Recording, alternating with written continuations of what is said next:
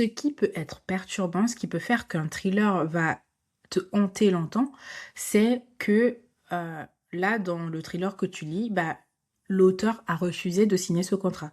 L'auteur a refusé de te donner la fin attendue. Chaque histoire commence par un mot. Mais parfois, ce mot révèle ce qu'il y a de plus sombre en nous. Bienvenue dans Un mot à la fois. Je suis Rianne, autrice et lectrice, et chaque vendredi, je t'emmène explorer des livres intrigants, des coulisses d'écriture et les zones sombres de la psychologie humaine. Pourquoi le mal fascine?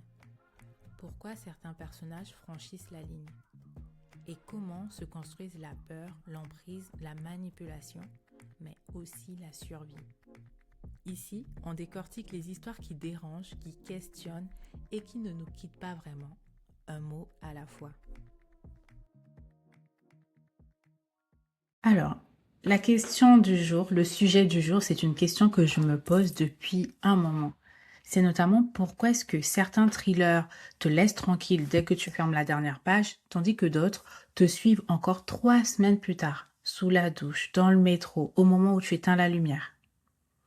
Et ce ne sont pas forcément des phénomènes violents, ni les phénomènes les plus sanglants, ni ceux qui ont le plus gros twist. Aujourd'hui, on va décortiquer ce qui rend un thriller vraiment perturbant. Pas effrayant, perturbant. Et ça, ce n'est pas la même chose. On croit souvent qu'un thriller dérange parce qu'il va montrer le sang, la violence, les scènes insoutenables. Mais moi, je pense que le gore, ça choque sur le moment. Mais par contre, ça ne va pas me hanter. Tu vas refermer le livre et puis tu vas passer à autre chose. Le plus perturbant, ce qui perturbe vraiment dans un thriller, ça va pas se travailler forcément pendant que tu lis, mais plutôt après. Parce que la peur, tu la ressens lorsque tu lis, mais le malaise, tu vas l'emporter avec toi bien après avoir terminé et fermé ton roman. J'ai pu observer 5 mécanismes qui perturbent quand on lit du thriller. Le premier mécanisme, c'est la plausibilité, le fait d'être plausible. Lorsque tu vas lire un thriller où là, tu as par exemple un tueur surnaturel, tu peux te laisser aller dans le livre. Voilà, tu vas entrer dans l'histoire, etc. Mais une fois que tu as terminé ton livre, tu le fermes et après tu passes à autre chose. Tandis que si tu lis un thriller où là, on va parler d'un mari attentionné, on va parler d'un collègue serviable, d'une voisine souriante, ça, ce sont des personnes que tu peux recroiser le lendemain dans la vraie vie, une fois que tu auras terminé ton roman. Et c'est pour ça qu'un thriller vraiment perturbant, c'est un thriller qui ne va pas t'éloigner de ta vie, mais plutôt qui va s'installer dans ta vie même. Le monstre vraiment perturbant, c'est le monstre, lui, qui ne va pas vivre dans une cave, mais c'est celui qui vit au quotidien avec toi. C'est celui qui peut-être te tient à la porte. Et c'est pour ça notamment qu'on aime beaucoup les thrillers domestiques, parce que dans les thrillers domestiques, ce sont des scènes de la vie quotidienne, enfin ce sont dans les scènes de la vie quotidienne que l'auteur va glisser le suspense. Le deuxième mécanisme, c'est le quotidien corrompu. Lorsque tu vas lire un thriller et que l'auteur a mis des éléments de suspense dans son roman, le quotidien, ce qui est perturbant va s'attaquer plutôt à tes lieux sûrs. Ça peut être la maison, le lit, la famille, la cuisine, vraiment des lieux que tu as l'habitude de fréquenter, des lieux familiers. Une fois qu'on aura fermé le livre, en fait, l'ambiance instaurée dans le livre aura contaminé un endroit. Ça peut être l'un des endroits que j'ai cités, et du coup cet endroit ne redeviendra jamais vraiment neutre. Par exemple, le bruit de la clé dans une serrure, ça peut te perturber, te stresser, une tasse déplacée, un téléphone qui vibre. Et le thriller, du coup, un thriller efficace ne va pas créer de nouveaux objets de peur, mais il va plutôt détourner tes objets du quotidien pour créer la peur. Ce qui fait que lorsque tu vas fermer ton livre, si ces éléments, par exemple, ont été mis dans le roman, ils vont continuer à te suivre après, et lorsque toi, tu seras dans ton quotidien en train d'utiliser ces objets-là, ça peut provoquer de la peur chez toi. Et je trouve ce sujet particulièrement intéressant sur le fait d'utiliser les objets du quotidien comme arme narrative, si je peux dire ça, et j'en développerai notamment cette idée dans un autre épisode de podcast. Pour l'heure, Passons au troisième mécanisme qui est notamment ce que l'auteur ne va pas te montrer, ce qui est hors champ. C'est-à-dire que quand un auteur écrit du suspense, il va faire en sorte que ton cerveau puisse fabriquer certains éléments. Toi-même, en lisant, peut-être que l'auteur ne l'aura pas écrit, mais selon l'ambiance qu'il va mettre en place, il va suggérer des choses qui vont faire que toi, lecteur, lectrice, va imaginer en fait ce que l'auteur aura suggéré. Et du coup, ce qui va pouvoir te permettre de faire ça, c'est ta propre imagination. Et ta propre imagination, on va dire que c'est un traître, c'est une traîtresse, parce que ton imagination connaît tes points faibles, connaît exactement tes points faibles. Et il le connaît mieux que n'importe quel auteur. C'est ça qu'un auteur qui écrit de bons thrillers ne va pas forcément s'amuser à mettre tous les éléments de la peur, du suspense, ces éléments stressants dans son roman. Il va plutôt utiliser quelques éléments en te faisant confiance, toi, lecteur, lectrice, en disant que voilà, ton imagination va faire le reste. Et du coup, c'est une façon de déléguer, en fait, finalement, l'auteur, l'autrice te laisse faire le sale boulot toi-même. Donc là, dans ce mécanisme-là, finalement, c'est le lecteur qui devient capable d'écrire lui-même sa pire scène. C'est fort quand même, non? Moi, je trouve que c'est hyper intéressant. Ça montre encore cette dimension que finalement, lorsqu'on écrit, on écrit aussi, même avant que le lecteur, la lectrice n'entre dans notre univers, on écrit aussi en l'ayant en tête et avec elle ou avec nos lectrices. Le quatrième mécanisme, c'est un mécanisme assez marrant. Pourquoi? C'est en fait le moment le plus dangereux, dérangeant dans un thriller, c'est pas forcément quand tu as peur du personnage, pas du tout. Le moment le plus dérangeant, c'est lorsque tu comprends le personnage. C'est lorsque pendant une microseconde, tu te demandes à sa place, est-ce que j'aurais fait la même chose? Est-ce qu'à sa place, il se serait peut-être passé ça? C'est que là, en fait, le livre ne t'attaque plus, mais il te compromet. Il te pousse à te mettre à la place du personnage. Notamment des œuvres qui le font bien, ça va être Gone Girl, lorsqu'on suit notamment le point de vue de, j'ai oublié comment elle s'appelle, mais de la femme. Du coup, on s'identifie un peu à elle, et même lorsqu'on suit le point de vue de Nick, le mari, si je ne me trompe pas, il s'appelle comme ça, pareil, on s'identifie à lui.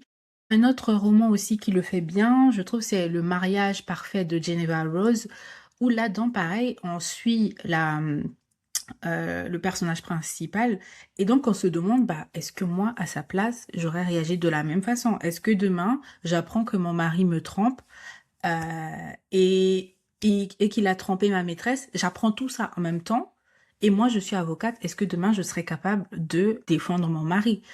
Et c'est ça, ça c'est un mécanisme hyper fort que les auteuristes utilisent parfois, c'est notamment de te rendre complice des actes des personnages.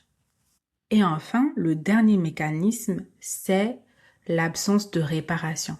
Je ne sais pas toi, mais moi, je lis des thrillers pour le désordre. Je lis les thrillers pour le chaos. Mais même si je lis le thriller dans ce but-là, je m'attends toujours à ce que, à la fin, il y ait un ordre, que tout soit rentré dans l'ordre, que tout redevienne à la normale, qu'il y ait une résolution. Ça peut être que le coupable est arrêté, que la vérité est rétablie et enfin connue de tous, que le monde est réparé. Ce qui peut être perturbant, ce qui peut faire qu'un thriller va te hanter longtemps, c'est que là, dans le thriller que tu lis, l'auteur a refusé de signer ce contrat. L'auteur a refusé de te donner une fin, je peux pas dire satisfaisante, mais de te donner la fin attendue. Donc, ce que je t'ai cité avant, le fait que la vérité soit rétablie, etc. Et du coup, là, l'auteuriste va laisser une fin ouverte. Peut-être une justice incomplète, qui n'est pas totalement, des torts qui ne sont pas totalement réparés, une question sans réponse. Et lorsqu'un auteur arrive à faire ça, eh bien là, le livre, quand tu le fermes, en fait, il reste un dossier non classé dans ta tête. Et c'est ce qui va te hanter. Ce qui va te hanter, ce n'est pas tant ce qui s'est passé dans le roman, mais c'est plutôt ce qui n'a jamais été réparé. C'est la question ouverte. Dans le langage courant, on va souvent parler des cliffhangers. Notamment quand tu regardes une série et que la série s'arrête sur un cliffhanger, tu as envie de continuer, de voir la saison suivante. Là, avec un roman, ça peut être aussi la même chose. Et que le roman soit un one-shot ou qu'il y a une suite. Ça, c'est les auteuristes peuvent utiliser ce mécanisme pour vraiment continuer à faire vivre leur roman dans la tête des lectoristes. C'est à double tranchant.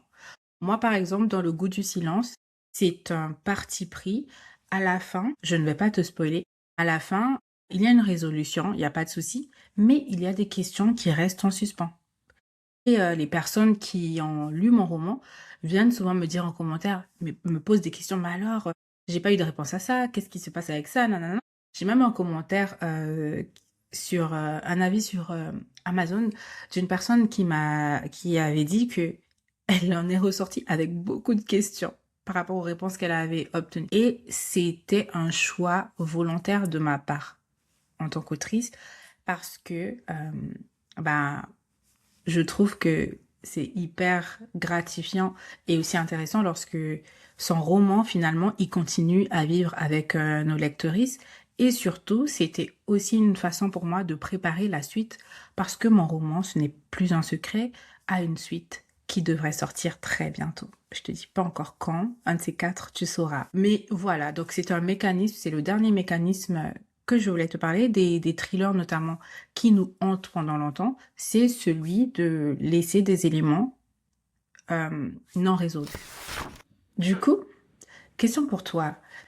Pour savoir si notamment toi aussi tu as déjà eu, est-ce qu'un livre a déjà changé quelque chose après? Est-ce qu'un livre t'a hanté une fois que t'as refermé, tu as lu la dernière page et que tu l'as refermé? Est-ce que un livre, par exemple, a fait que tu aies regardé ton conjoint sous un nouveau jour?